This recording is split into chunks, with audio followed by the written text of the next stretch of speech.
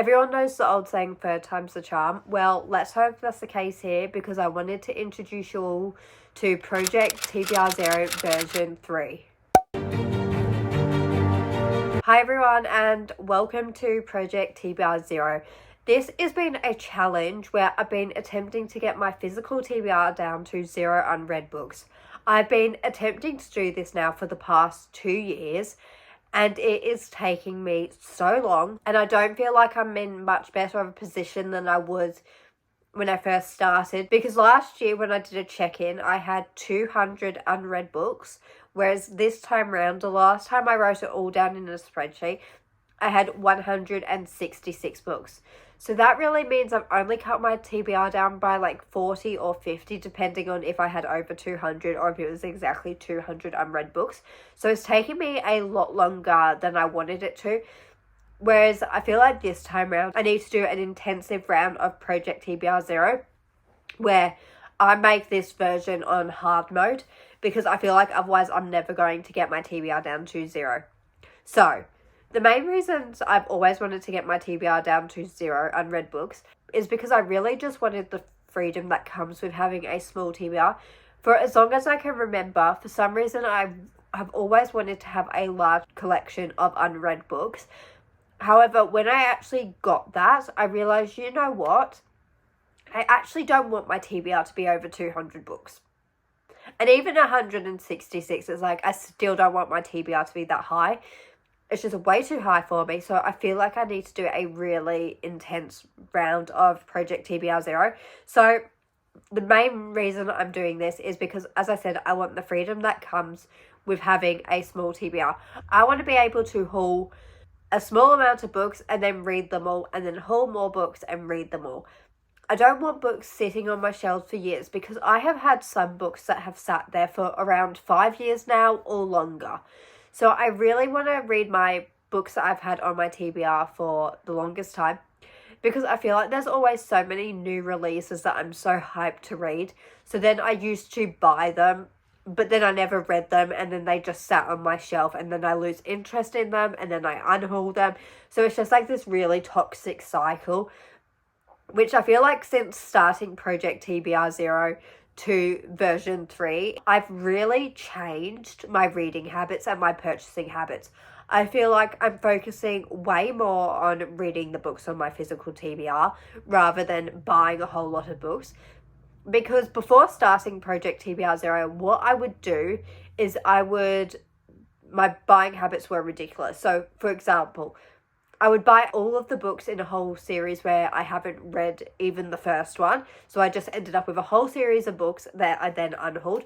For example, the Crescent City series. I ended up with all 3 books of them, and then had no interest in reading them, and then unhauled them. But I feel like that's like a very specific example, because I just don't really like Sarah J. Maas. Sorry, but I just don't. So I should have never done that. I know myself better, but I got swept away in the hype. And I decided, you know what, I'm going to buy them and give them a chance. And then I got rid of them. I didn't even give them a chance. So that was, for example, just a waste. And then I've had series where I've bought the whole series and then I haven't liked the first one, and then I need to continue on. So that's one way I've changed. I've stopped doing that. And I also then feel like I used to not read books as soon as I bought them. Whereas I feel like now I've spent a whole lot more effort in actually reading books when I haul them. Like within a month or 2 of purchasing them. Which for me, that's really good. Because as I said, I've got some books that have been sitting on my TBR shelves for over 5 years now. So that's one way I've changed my purchasing habits and me as a reader. Then, so I keep looking down, that's just where all my notes are for this video. Then another thing I've really changed is I've stopped buying as many books. Because when I started buying books for my book collection, what I would do is I'd say, that book sounds interesting, you know what, I'm going to buy it. And then I just ended up with this stack of my TBR being way too long, because I just bought every book I was interested in. Whereas now what I'm doing is I only bought books that I'm super interested in, or their sequels.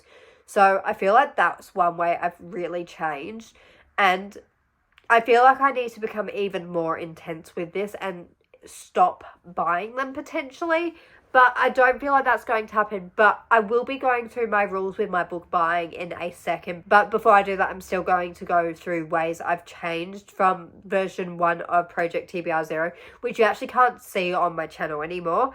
I have also stopped buying hyped books because I love reading series together. So what I used to do is I would buy books that are extremely hyped, and then they just sit on my shelf until the book series is finished. I've said I've been reading the books I've been buying. I haven't been buying as many books. I've been reading the books off my shelves, so I've been like really putting effort in also completing series and just looking towards my shelves first before buying a book. I'm like, I should read more books off my shelves first before I purchase more. I've been good at continuing on with series, but the issue with that is I used to buy lots of first books in series, so now I'm actually making an effort to read my TBR. What I'm finding is happening is I'm reading the first book, enjoying it, and then I'm like, I want to continue on. But then the issue is I need to purchase the sequels to be able to continue on, which I have to do because I'm the type of reader where I can't leave a long gap in between book series because then I forget just way too much information, so I need to read them close together. But because of my previous book buying habits, I ended up with so many first books in the series, and as I said, now I've started reading them, continue buying the books in that series. So I've been slowly making my way through series on my shelves, but then I've had to purchase the sequel, so it's kind of like counteracting itself, and it's not working as effectively as I wanted it to, but I want to finish series, so that's what I need to do. And then another way I've changed is I've actually been really good at sticking to my monthly TBR. I wasn't expecting to be as good as I have been, but for the past couple of months, I've been sticking to my TBR so well. One Piece Pick a Book has been helping me so much because I've been making such a deliberate effort to read them books and get through them. And because my TBR game has like such specific prompts, it causes me to pick up books that I might not necessarily have got to anytime soon, and then I'm getting them off my TBR and reading them. Whereas before, I would have just let them sat on my shelves for years, which is also kind of like fighting against my old habits of just buying lots of books that I'm interested in and then not reading them. Whereas my TBR game is actually now saying, you know what, you bought these books, they fulfill the prompt, and they might be the only book that fulfills that prompt, so it forces me to read them. So I feel like that's really been helping me. But that then just made me think, I feel like also another reason I've been finding Project TBR Zero so hard is also kind of because I am such a mood reader, and I kind of get in these like really bad reading moods like once every couple months, where for months I can be super successful with my reading. I read all the books I want to and set out to, but then I get in these funks where I just start reading like 5 to 10 books and I just am not interested in any of them. So I'll get like 70 pages in and then be like, I'm bored, I don't want to complete it. Whereas I feel like that really needs to change. And I've kind of been in a bit of a reading slump, that is a reading slump for me. So a reading slump is when I start lots of books and then I'm just not able to finish any of them just because they're not appealing to me or they're not right, or I'm just not in the mood to read. So then when I try and read a book and it's not hitting me the right way, I then put it down and I end up with this stack where I'm in the middle of like so many books. So that's also like a major problem with Project TBR Zero, because it's also kind of not helping me get my TBR down, because I'm starting all these books, I'm making my way through them, but I never complete it. So I've wasted that time by not fully finishing them. So that's something I will really need to change with this round of Project TBR Zero, is I will really need to attempt and focus on finishing the books that I'm reading rather than just like starting so many and then being like, you know what, let's just not bother. So that's something I want to change. Yeah, I think that's all of the ways I've changed since version 1 of Project TBR Zero. So now I want to go into the rules of this challenge. So obviously I said my goal is to get to 0 unread books, so then I've got the freedom of having a small TBR and I'm able to buy books when I want to read them, and it's like very specific, and I'm buying books and reading them and then they're going on my shelves rather than buying books, letting them sit there. So that's the main reason I'm doing it. So now I want to go into how I've changed with my book buying rules, and if I've changed, what stayed the same. So firstly, special editions. This is the area where I've changed the most. I think in version 2, I said I'm not going to buy special editions anymore. They're a waste of money. It's just not worth it to me. Well, since then, I've really changed. I feel like special editions make me so happy, and they're so worth the money to me. Because, for example, Arcana Academy, I just love the artwork and the redesigned covers and the stenciled edges. I just like the whole product and the whole version of these books editions that we get. Even though they're like a lot more common, I feel like I still want to collect special editions. So I'm subscribed to a couple boxes. I'm subscribed to Fairy Loot's adult, YA and romance. See, that's like a combo book, so I get all 3 books a month. Then I'm subscribed to Illumicrate, which has a really good skip policy, and I'm on the waitlist for Arcana Society. So they're the 3 companies I'm a member of. But what I've been doing differently this time round to the first time I was a member of special edition book boxes is I've been using their skips. When I first started collecting special editions, didn't really know what book I was getting because I didn't realise there was Autumn's page. So I just ended up with them all. Whereas this time round, because I know about her page and I know which books we'll be getting, I've been using my skips. So not every single month do I end up with a special edition. Some I do, but most of the time I don't. So that's one thing I've been doing differently. And because I found like this Facebook page where we're able to sell special editions, it also makes it a lot more easier to justify buying them. Because if I don't like the books, I'm able to sell them and make my money back again, which is really helpful because then I'm not wasting a whole lot of money if I really dislike the books.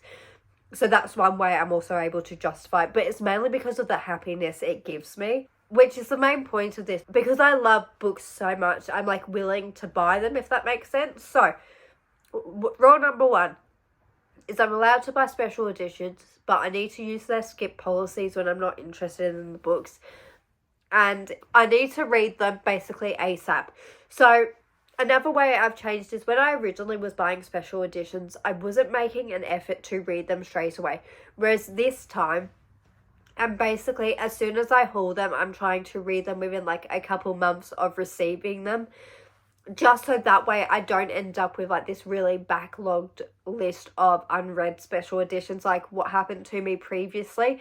So my rule to myself was if I'm buying special editions, I need to be reading them. And if I don't read them quick enough, I will need to unhaul the books. So I feel like I need to give myself a number, which I'm not going to do in this video because I don't know what I want it to be yet. But if I reach over that amount of special editions and I haven't read them, I then have to cancel my book subscription services. But because I've been reading them, that's not an issue right now for the moment. And let's hope that stays the case because otherwise I will have to cancel. Then, secondly, I am allowed to buy sequels because, as I've already said in this video, I'm the type of reader where I love to read series together because it gives me the best experience of that story. And it's the way I'm able to enjoy it the most. But if I'm buying the sequels, I need to read them within a month of receiving them. Otherwise, maybe the rule should be, if I don't read my sequels as soon as I receive them, basically, like within that month, I then have to stop buying sequels. I think that might be a rule I put myself under. So from this point onwards, if I buy a sequel and I don't read it within the month of receiving it, I have to stop buying sequels. Then for first books in series, what I will be doing is I'm not going to be allowing myself to buy a first book in a series unless I've read 15 books off my shelves, which will then really like stop that from happening, unless it's a special edition which will go out of print once it's all sold out, obviously. So special editions are the kind of exceptions to most of these rules just because they're special editions, and once they're gone, they're gone. So that's what I'll be doing when it comes to book buying.